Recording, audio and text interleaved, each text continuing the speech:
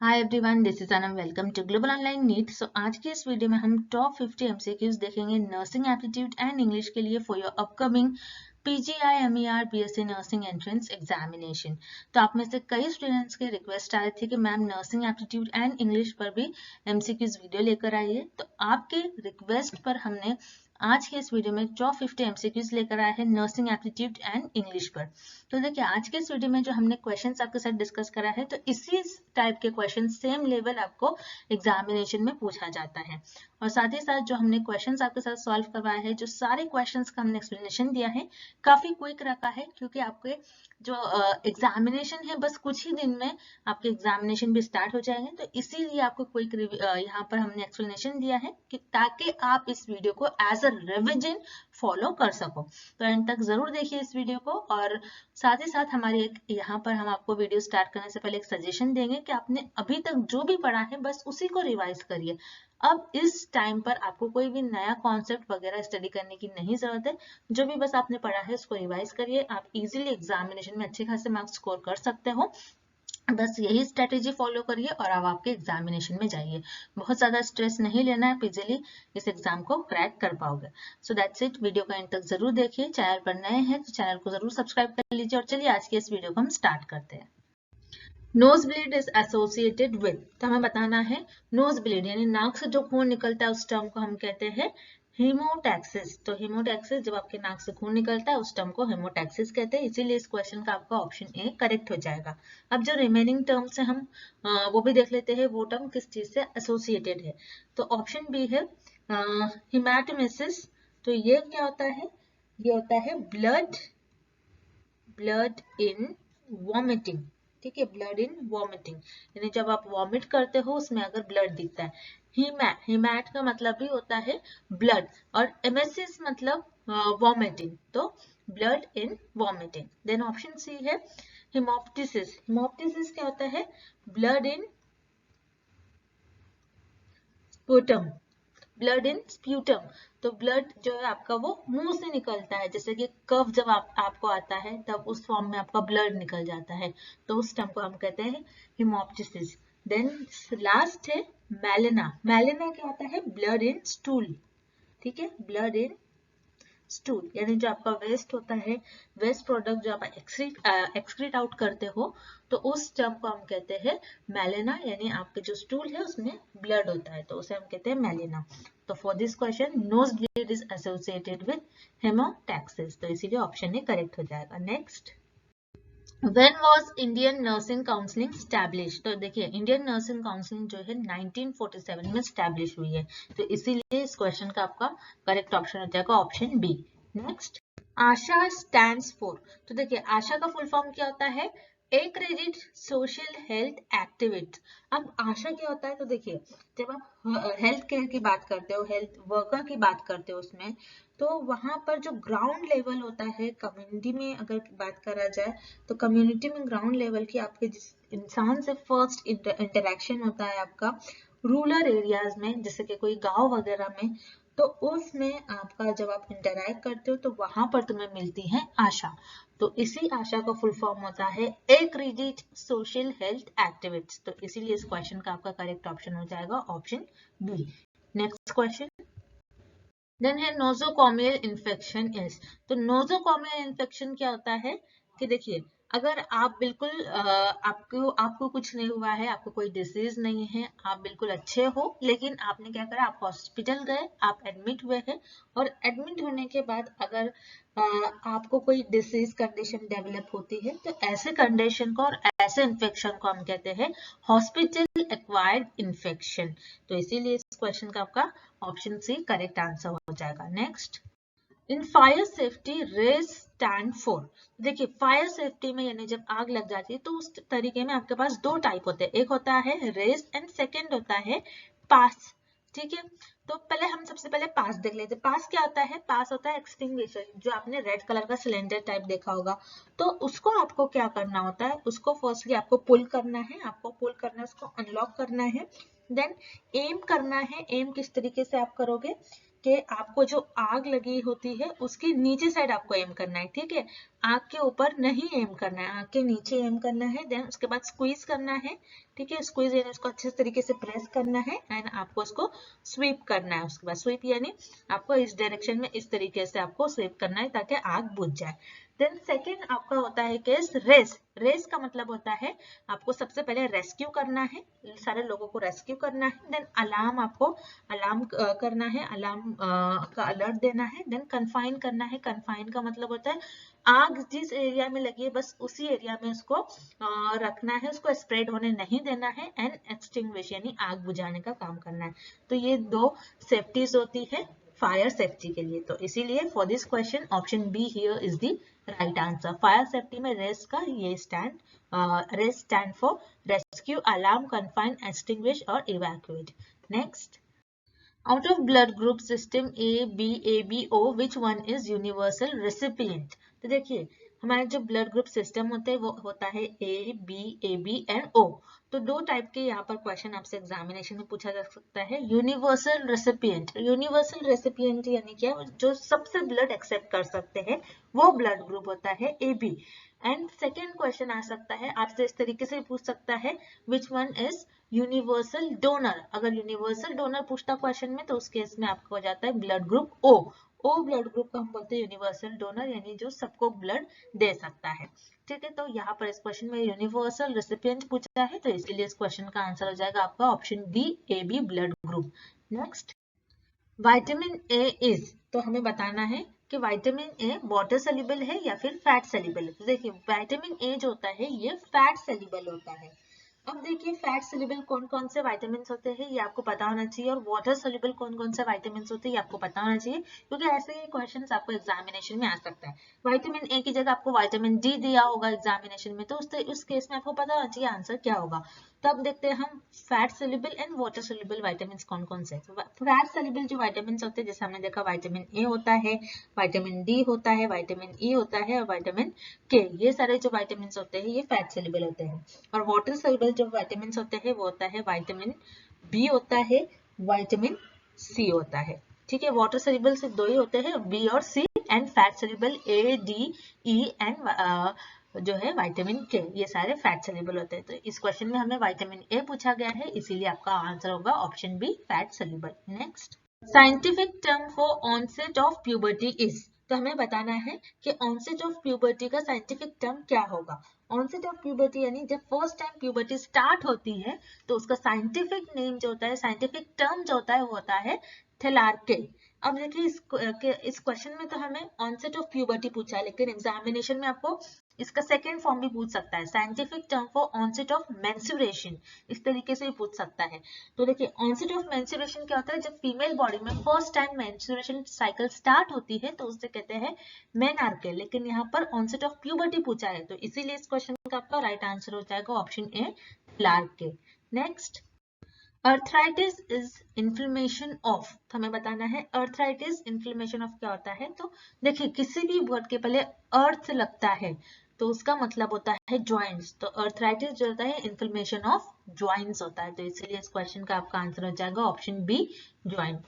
Next, dash connects muscles to muscles, देखिए muscles to muscles जो connection होते हैं उसे हम कहते हैं लिगामेंट्स, और अगर यहाँ पर मसल्स टू बोन्स होता है, मसल्स टू बोन्स जो कनेक्ट करता है उसे हम कहते हैं टेंडन्स। तो यहाँ पर हमें मसल्स टू मसल्स पूछा है तो इसीलिए यहाँ क्वेश्चन का आंसर हो जाएगा ligaments, option B here is the right answer. Next, longest cell of the human body is, तो ह्यूमन बॉडी का जो लॉन्गेस्ट सेल होता है वो होता है न्यूरॉन सेल, इसीलिए यहाँ पर आपका करेक्ट आंसर हो जाएगा option B neuron cell. Alopecia means, alopecia का मतलब होता है हेयर फॉल, तो इसीलिए आपका ऑप्शन है यहाँ पर करेक्ट हो जाएगा। अब देखिए ऑप्शन बी है टूथ डीके। टूथ डीके क्या होता है, टूथ डीके का बायोलॉजिकल टर्म होता है कैविटीज वगैरह से रिलेटेड। एंड मसल पेन का बायोलॉजिकल मीन्स क्या होगा, यानी बायोलॉजिकल नेम क्या होगा, हम कहेंगे मसल्स पेन के लिए मायल्जिया, ठीक है, मायल्जिया मसल्स पेन का होता है मायल्जिया, और एलोपेशिया का मतलब होता है हेयर फॉल, तो इसीलिए आपका ऑप्शन है करेक्ट हो जाएगा इस क्वेश्चन के लिए। Next, the regulation of body temperature by organism is known as, तो देखिए ऐसे ऑर्गेनिजम्स जिनका बॉडी टेम्परेचर हमेशा सेम होता है, यानी बॉडी टेम्परेचर उनका कांस्टेंट होता है, तो ऐसे ऑर्गेनिजम्स को हम क्या कहते हैं, ये पूछा जा रहा है क्वेश्चन में।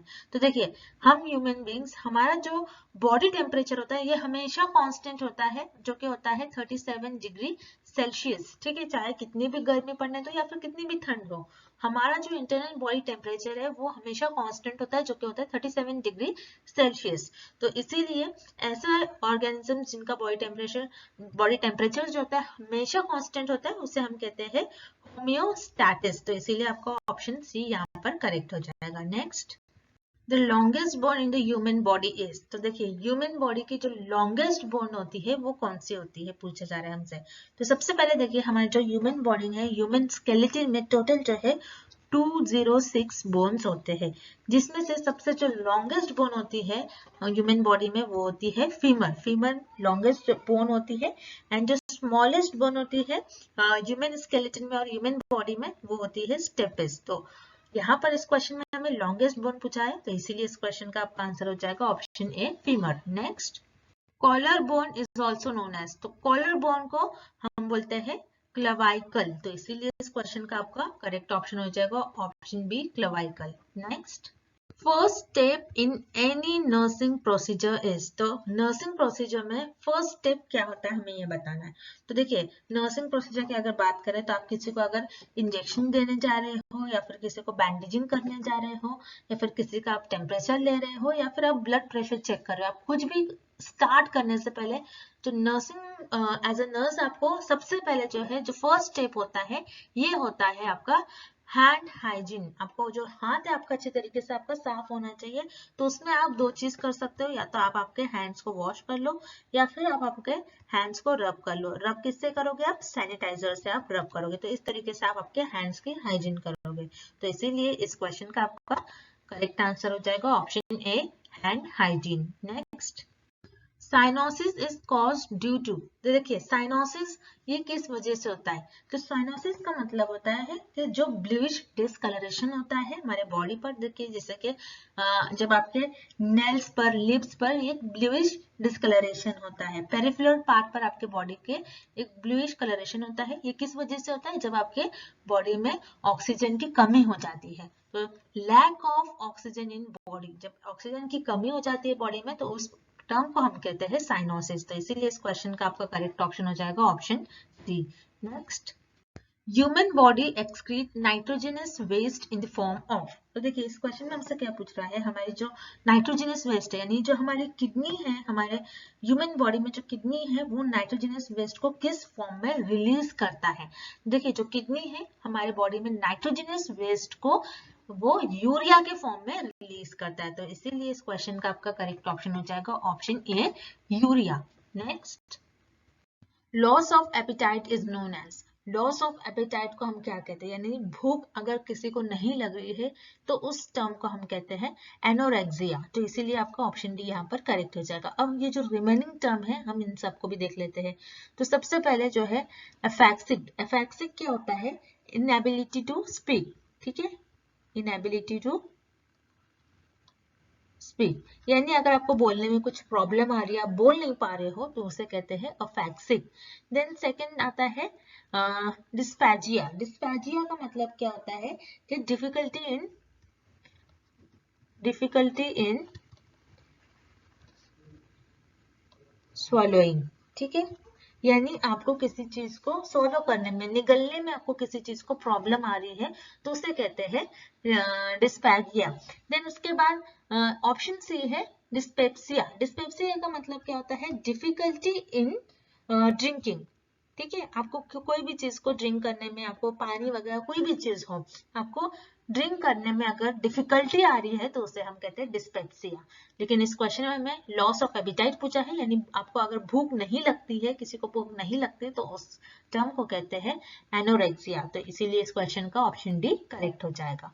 Next, ELISA test is used for detection of. तो देखिए, अलाइजा टेस्ट किस चीज को डिटेक्ट करने के लिए यूज करा जाता है। तो अलाइजा टेस्ट जो है ये एड्स को डिटेक्ट करने के लिए यूज करा जाता है। और अलाइजा टेस्ट का जो फुल फॉर्म होता है वो होता है एंजाइम लिंक्ड इम्यूनो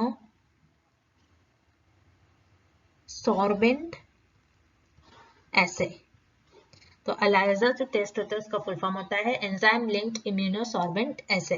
देन उसके बाद जो डिफरेंट बाकी ऑप्शन भी दिए हैं हमें, उनके जो टेस्ट होते हैं ये भी आपको पता होना चाहिए, क्योंकि आपको एग्जाम में इस पर भी क्वेश्चन आ सकता है। जैसे कि टीबी के लिए किस टेस्ट का यूज करा जाता है वो आपको बताना चाहिए। तो टीबी के लिए जो टेस्ट का यूज करा जाता है उसे हम कहते हैं मॉन्टॉक्स टेस्ट का टीबी के लिए यूज करा जाता है। टाइफाइड के लिए जो टेस्ट का यूज करा जाता है वो होता है Widal test.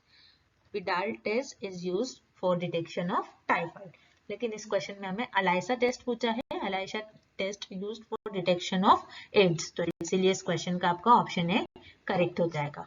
Next, the term सोमनैबुलिज्म is, तो देखिए जो टर्म है सोमनैबुलिज्म इसे कहते हैं स्लीप वॉकिंग, यानी जो नींद में चलते हैं उसे हम कहते हैं सोमनैबुलिज्म। स्लीप वॉकिंग जो नींद में उठकर चलते हैं।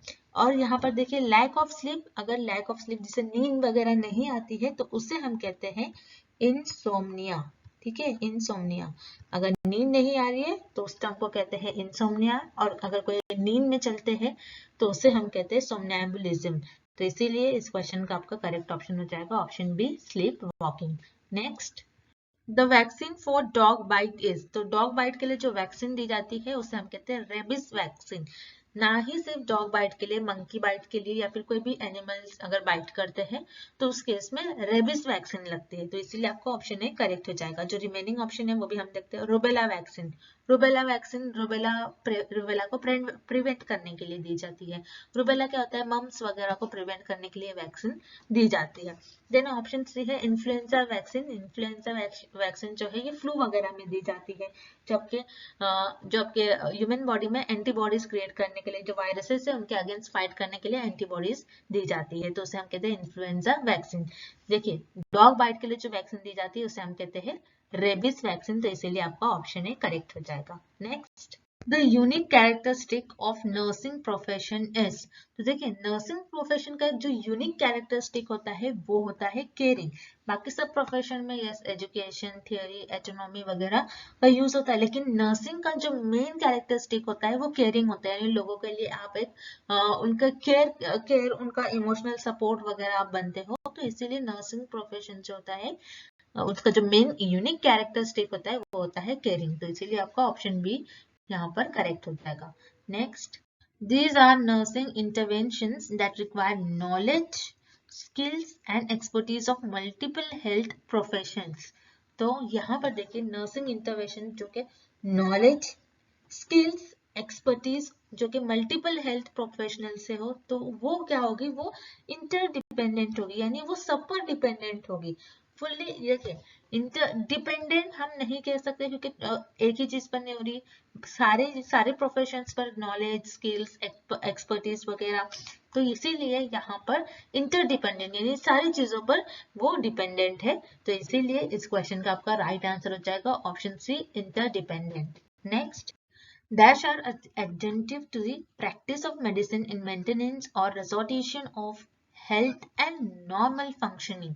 देखिए इस क्वेश्चन का मतलब क्या हो गया कि मान लीजिए कि किसी का एक्सीडेंट वगैरह हो गया है, तो एक्सीडेंट वगैरह होने के बाद उनकी जो सर्जरी वगैरह होती है, देन ऑपरेशन वगैरह जो भी होता है, तो उसके बाद लास्ट स्टेप जो होता है उनका एक तरीके से फिजियोथेरेपी वगैरह होता है, उनके मूवमेंट वगैरह पर ध्यान दिया जाता है।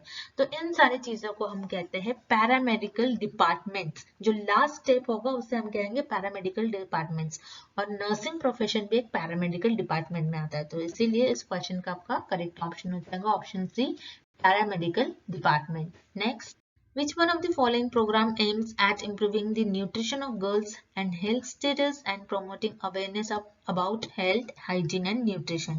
तो यहाँ पर इस क्वेश्चन में हमसे पूछ रहा है कि ऐसा कौन सा प्रोग्राम है जिसमें एम करा जाता है कि गर्ल की कोई उनके न्यूट्रिशन का हेल्थ स्टेटस देखते हैं प्रॉपरली, उनके हेल्थ, हाइजीन, न्यूट्रिशन वगैरह, तो वो प्रोग्राम होता है नेशनल किशोरी शक्ति प्रोग्राम।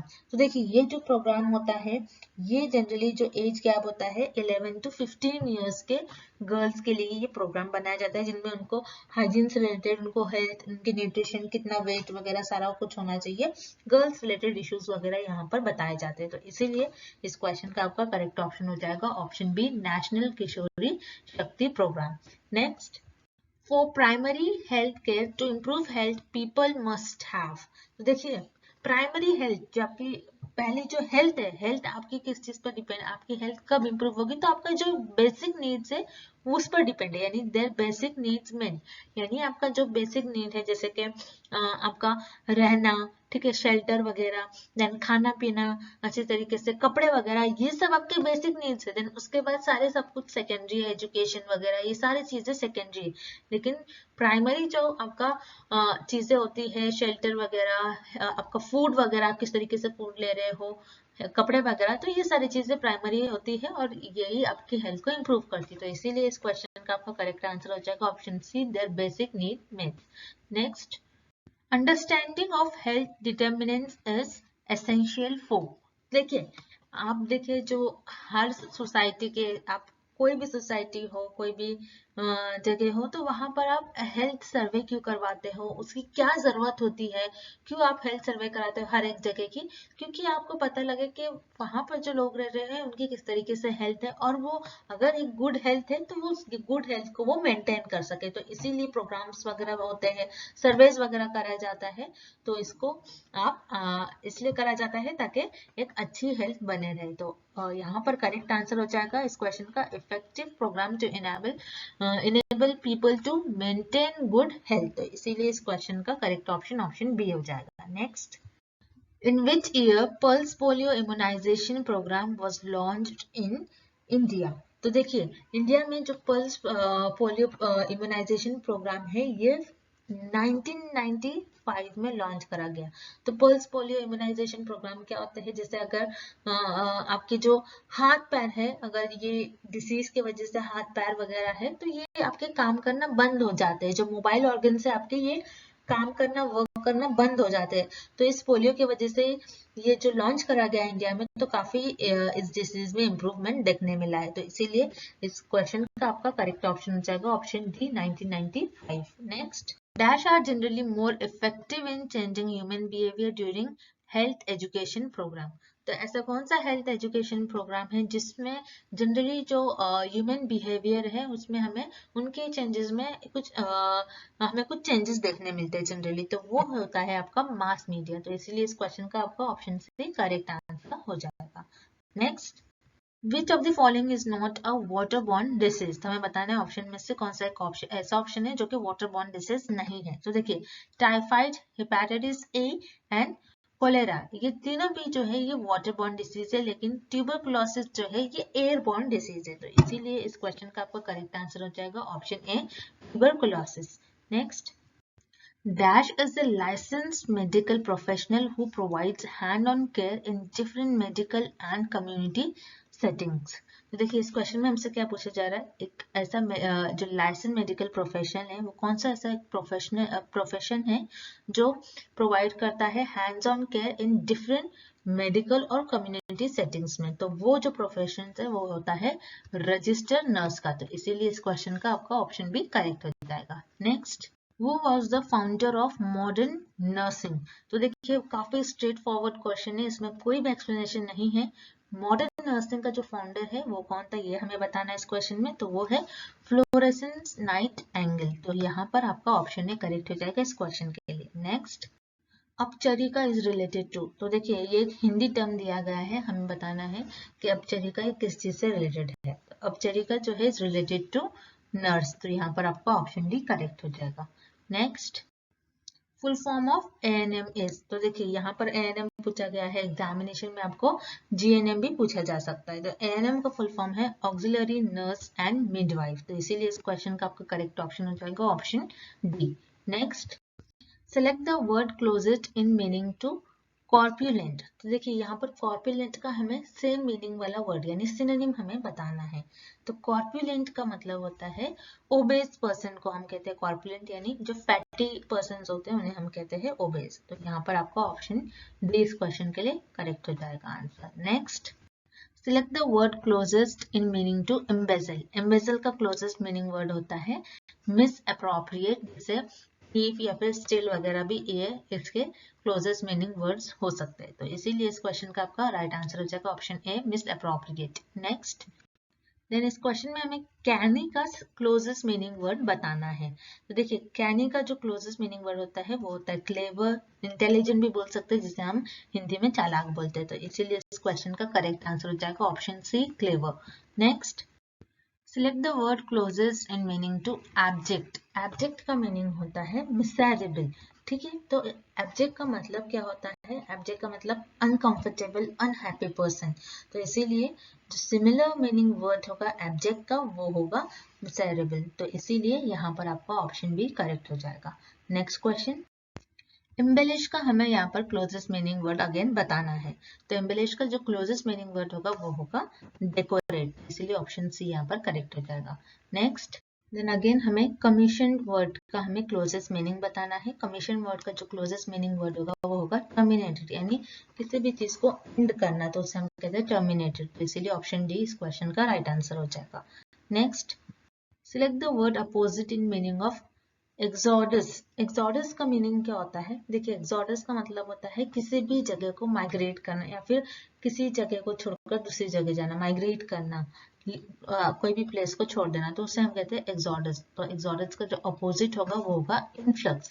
तो यहाँ पर आपका ऑप्शन ए करेक्ट हो जाएगा। नेक्स्ट, देन यहाँ पर इस क्वेश्चन में हमें रिलिंक्विश वर्ड का अपोजिट मीनिंग बताना है। तो रिलिंक्विश वर्ड का मीनिंग होता है क्विट करना या फिर गिव अप करना। तो इसका अपोजिट हो जाएगा पोजेसेस। तो इस क्वेश्चन का आपका राइट आंसर आ जाएगा ऑप्शन सी। नेक्स्ट, क्वाइसेंट में वर्ड का हमें अपोजिट मीनिंग वर्ड बताना है। तो क्वाइसेंट वर्ड का मीनिंग होता है इनएक्टिव। तो इनएक्टिव का अपोजिट हो जाएगा एक्टिव। तो इसीलिए इस क्वेश्चन का आपका करेक्ट आंसर हो जाएगा option A, active. Next, then इस क्वेश्चन में हमें फ्लिजिशियस वर्ड का अपोजिट मीनिंग वर्ड बताना है। तो देखिए फ्लिजिशियस वर्ड का मीनिंग होता है क्रिमिनल, ऐसा पर्सन जो क्राइम करता है। तो क्रिमिनल का अपोजिट क्या हो जाएगा? इनोसेंट। तो इसीलिए इस क्वेश्चन का आपका राइट आंसर हो जाएगा ऑप्शन ए, इनोसेंट। नेक्स्ट, तो यहाँ से देखिए अभी तक हमने जो क्वेश्चंस देखते आए हैं, हमने सिनोनिम्स, एंटोनिम्स देखा, यानी सिमिलर मीनिंग वर्ड्स देखा, अपोजिट मीनिंग वाले वर्ड्स को हमने देख लिया। अब यहाँ से इस क्वेश्चन से हम एक्टिव पैसिव वॉइस क्वेश्चंस को हम सॉल्व करेंगे। तो देखिए यहाँ पर है चेंज द वॉइस वो इज क्रिएटिंग दिस मेस। तो ये जो हमें सेंटेंस है ये हमें एक्टिव वॉइस में दिया गया है। अब इस सेंटेंस का हमें पैसिव वॉइस बताना है, क्या होगा? वो इज क्रिएटिंग दिस मेस का जो पैसिव वॉइस होगा वो होगा option D, by whom is this mess being created. तो इसीलिए इस क्वेश्चन का आपका करेक्ट ऑप्शन हो जाएगा option B. Next, then change the voice, they greet me cheerfully every morning। तो ये भी हमें सेंटेंस जो है ये एक्टिव वॉइस में दिया गया है, हमें इस सेंटेंस को पैसिव वॉइस में कन्वर्ट करना है। तो they greet me cheerfully every morning का जो पैसिव वॉइस आएगा वो आएगा I am greeted cheerfully by them every morning। तो इसलिए इस क्वेश्चन का आपका करेक्ट आंसर हो जाएगा ऑप्शन बी। नेक्स्ट, तो अगेन हमें ये जो सेंटेंस दिया गया है ये हमें एक्टिव वॉइस का सेंटेंस दिया गया है और हमें इसे पैसिव में चेंज करना है। तो जो सेंटेंस दिया गया है वो है दार्जिलिंग ग्रोस टी। ठीक है, दार्जिलिंग ग्रोस टी का अगर हम पैसिव में कन्वर्ट करें तो यहाँ पर आएगा T is grown in Darjeeling. तो इसीलिए इस क्वेश्चन का आपका करेक्ट आंसर आ जाएगा option C, is grown in Darjeeling. Next, तो देखिए अभी तक हमने काफी सारे क्वेश्चंस जैसे कि synonyms, antonyms, active voice, passive voice, change the voice questions हमने देख लिया, एक्टिव से पैसिव वॉइस में किस तरीके से जाना है, सिमिलर मीनिंग वर्ड देख लिया, अपोजिट मीनिंग वर्ड्स देख लिए। देन यहाँ से इस क्वेश्चन से हम देखेंगे प्रीपोजिशंस, यानी जो ब्लैंक प्लेस है उस पर बेस्ट प्रीपोजिशन क्या हम ऐड करेंगे तो सेंटेंस हमारा एक फुल्ली कंप्लीट हो जाएगा। हमें ये बताना है इस क्वेश्चन में। तो देखिए क्वेश्चन में क्या बताया गया है, The doctor gave me prescription dash my cough। देखिए doctor gave me prescription for my cough आएगा, तो फिल इन द ब्लैंक्स पर आएगा for। तो इसीलिए इस क्वेश्चन का आपका करेक्ट आंसर आ जाएगा option B, for। Next, He gave a talk dash the causes of dengue and fever।